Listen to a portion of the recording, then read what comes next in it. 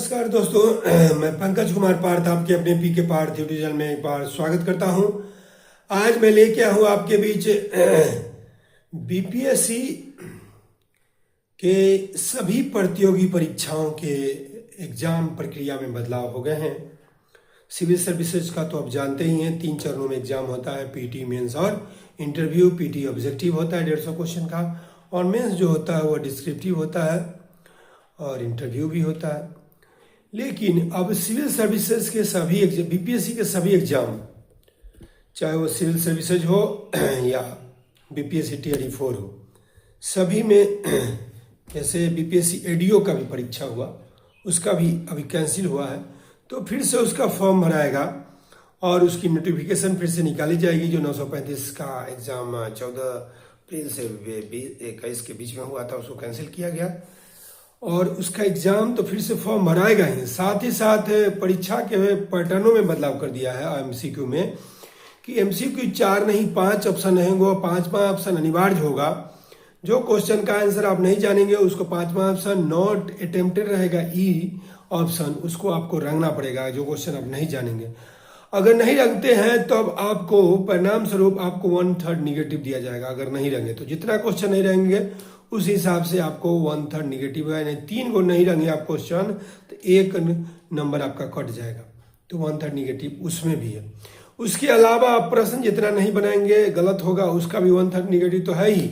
लेकिन आप नहीं बनाए, नहीं जानते हुए अगर छोड़ दिए क्वेश्चन, तो आपको जो नहीं जानते आंसर उसको 5वां ऑप्शन ई को जरूर रंगे, क्योंकि अगर नहीं रंगेंगे तो उसमें भी 1/3 निगेटिव होगा।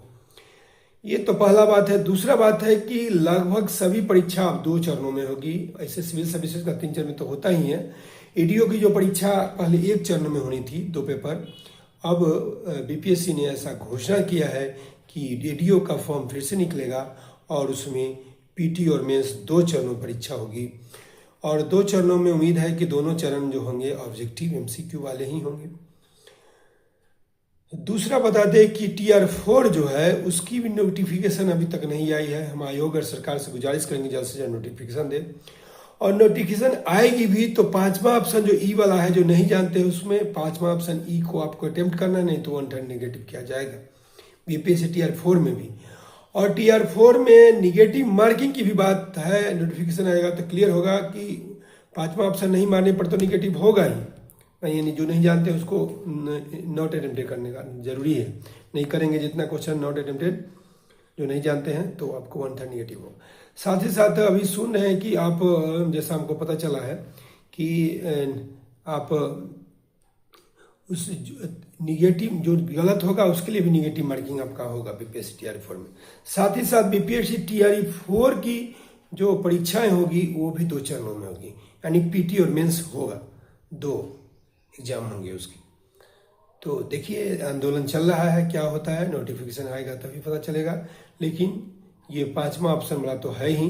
और पीटी में चाहे बीपीएससी टीआरई 4 के अपने तैयारी को और अच्छे से करें, एनसीईआरटी पढ़ें, कंसेप्ट क्लियर करें, चूंकि अब क्वेश्चन आसान नहीं होगा, अब डीपली क्वेश्चन पूछे जाएंगे, इसलिए अपनी तैयारी को अच्छे से पढ़े, हल्के में नहीं ले, क्योंकि निगेटिव मार्किंग भी हो गया है और 2 फेज में एग्जाम भी होगा। तो अब टीचर का परीक्षा भी आसान नहीं रहा, इसलिए तैयारी को जो अच्छे से करेंगे उनका अवश्य होगा।